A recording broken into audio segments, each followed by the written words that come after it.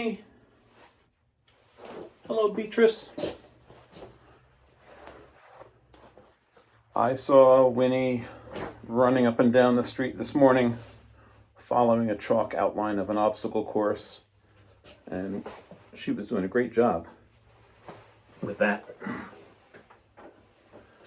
And Beatrice was on a little tricycle, and they were getting some exercise and some fresh air, which is probably something we can probably all use a little more fresh air these days. So I have a message first with my students today, and then a more extensive message perhaps to the adults later. But first, students, how are things holding up for you? Here we are hitting the second week, completed day 5 basically of our remote learning. And I had a little meeting last Friday with Dr. Varley and the administration team, and everybody has just been so impressed with the work that the students have been doing. Messages from all schools and all homes basically saying, we're at school, we're working hard, and it's going to be a little more difficult as we move along, and I wanted the students to know that we know that, and we're here to support you, anything that you need. Each night I'll be sending you some information about people you can contact if you need to, but I would say your first reach out should be to your classroom teacher if there's a problem with anything whatsoever, and secondarily to that, reaching out to your school counselor. And if you have other counselors involved in your life at school, feel free to email them, ask them any questions that you have. We are all here to support you as much as we possibly can. Anytime you email us, it's not a problem that you include mom and dad in those conversations, of course. We want to make sure that the conversation involves all interested parties, and we are, of course, interested in you. So not going to take a whole lot of time tonight, but I did want to share something with you because we talked about Winnie coming into the shop and building and painting and things, and I did take out the birdhouse that we last worked on together, and you can see what a wonderful job she did painting that. And I think she was not quite 4 years old when she made that, so that's a really great job for somebody who's 3. And she did help me bang those nails in there. And we've actually been to Home Depot. I have my little badge here that says I completed a course at Home Depot with a bunch of kids one day, and that was a lot of fun as well. So I would absolutely say that the best thing you can do when you get done with school is to relax, take a snack, and breathe a little bit, but then try to keep yourselves as occupied as you possibly can. I know not all of you have things at home that can be instantly built into birdhouses and things like that, but there are a lot of things you can do. I would say get rid of the screens, take out some paper, take out some cardboard, get creative, get crazy with other things. And if the weather permits, get outside. You spend enough time on those screens during the day. You don't need to spend the evening on them. I do appreciate you listening to this, but even this isn't necessary. I want you guys to have as a relaxing enough time as you possibly can under the circumstances that we are all facing. So I wish you would all go back in and try that Beatrice challenge again, because she has not yet completed that walk across the floor yet. And we are looking to send home a little gift package to the winner of the person who chooses what day that Beatrice walks across the floor. And starting tomorrow on Tuesday, I'm going to pick a tool from the shop that I think is unique, and I'm going to ask students to email me what they think that tool is, and the first one that emails me correctly will get a prize. try to keep this a little bit more engaged and engaging. And I'll do that by sharing a form with you, and you can fill out on the form what you think the object is and what do you think it's used for. And the person who has the best description and the best guess, we're going to figure out some way for you to get a prize as well. This is all in fun, of course, but I'd like you to keep coming back, and I'd like you to keep responding to let me know how you're doing. And I hope that you see by me producing these videos as often as I can, keeps the two-way communications open as best as we possibly can, and just to let you know that we are always thinking about you. So parents, finally this evening, I thought it was pretty awesome when I reached out to Assemblyman Bramnick, who is our state assembly leader, and represents Berkeley Heights, Mountainside, and other towns in the surrounding area. And he basically said he would love to be on the program tonight in Geiger's garage. So he and I got together and we talked, and he asked me to share the video with you guys. And so I am going to set that up. So here we are. Good evening. Good evening, Assemblyman Bramnick. How are you tonight? Doing well. Great to be in your garage.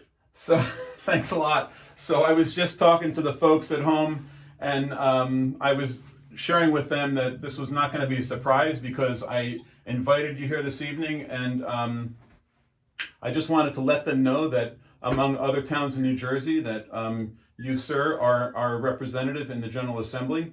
And while I never expected you to say, sure, why not, you very quickly responded in a positive way, and so here we are. So I thank you for that. Of course.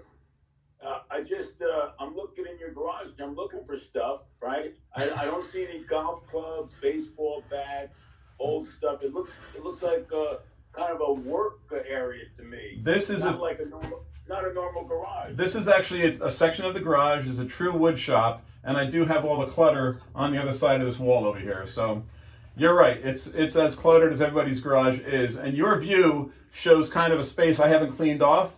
The folks at home get to see a kind of for a workshop anyway, a pristine spot, if you will. Looks like you have a lot of cool stuff. Thank you. Thank you. So the whole goal here, I think, as we go through these days, is I will be sharing some of the tools with the kids, showing them how they're used and what they're good for, a challenge question once in a while, just to get, just to keep everybody connected and to give somebody something to do after school, if you will. So let me ask you, I anticipate 300 or 400 people will watch this video from town. And can you share some thoughts about where we are in the state of New Jersey today? Sure. Government's responsibility is first to keep everyone safe and healthy. So as we've seen this coronavirus spread, the governor and everyone in the legislature agreed that we have to keep people apart for a while, so we stop the spread. That's the number one priority. We're positive that we can get this done. We're confident. You're going to go through a period of time here, a few weeks, and we're going to be home, and we're not going to be interacting. But it's absolutely necessary, and all of the experts, all the doctors believe that's what we should do, and that's what we're doing. Thank you for that. I wish you luck, as I wish us all luck in getting through this and getting over with it. I will tell you, I'm really proud of my kids in Berkeley Heights, and even in here in Mountainside. We're all remotely learning, if you will. That's the new catchword now. And are you as impressed as I am as how quickly everybody got to work and got this settled in? I am, and I want to thank the teachers and the people who work in education because they were able to adapt quickly. And we are a creative society. America and New Jersey, the reason we've been such an incredible state and country is because we do adapt. That's what freedom's all about. That's what creativity is all about. And this is a model for the world. When America has to get it done, when New Jersey has to get it done, we do it. And led by the teachers and the administrators. So I'm proud of everybody. I just think it's, we're some really good people. Sometimes we disagree on something, but those are minor issues in the grand scheme. No, I think when, as they say, when the going gets tough, you know, we band together and we get things done. Absolutely. So I couldn't concur with you more. So you and I are similar age, and I know that I assume that you're at home, working from home as everyone else is. I am.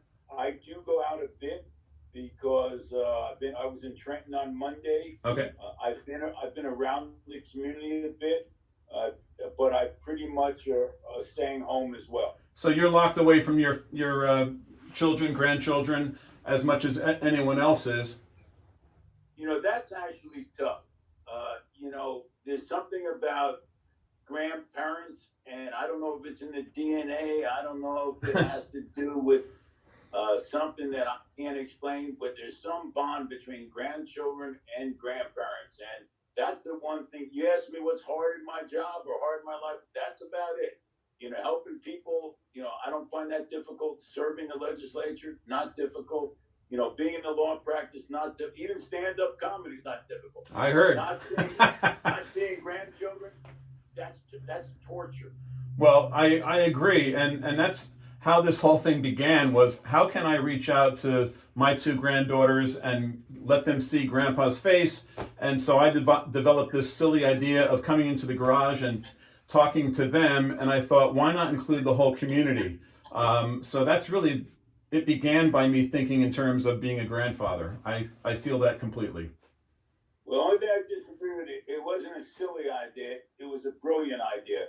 And not only that, the warmth that you feel when we're in your garage, that's a big deal because my wife's an artist and environment is important. So when we see you in the garage, for some reason, that's warm and everyone feels a little bit better because they see you there. Well, it's maybe my natural habitat. I'm not sure about that, you know. I don't know. That's interesting. I never thought there wasn't a garage was a natural habitat for anything, but I'll put that in my stand-up routine. I kind of like that. So let me ask you finally. Everyone's well at your household, and everybody's fine down at the other homes. All your circle as well. So far, God bless. I hope all's well with you and your family also. Yes, they are. Everybody's doing as well as can be. I watched my granddaughters do a little gym class on the sidewalk this morning, following a chalk line that their fathers drew. So they're trying to stay as active as possible and still social distancing. You know that. No, that's not hopscotch, is it? You said chalk and a sidewalk. No, it's more like an obstacle course that they put together. Quite clever, actually. I think it's coming around on Facebook. I understood hopscotch. It seemed a little complicated to me. Like I always forgot the rules. They should write the rules next to the sidewalk where you put the hopscotch in.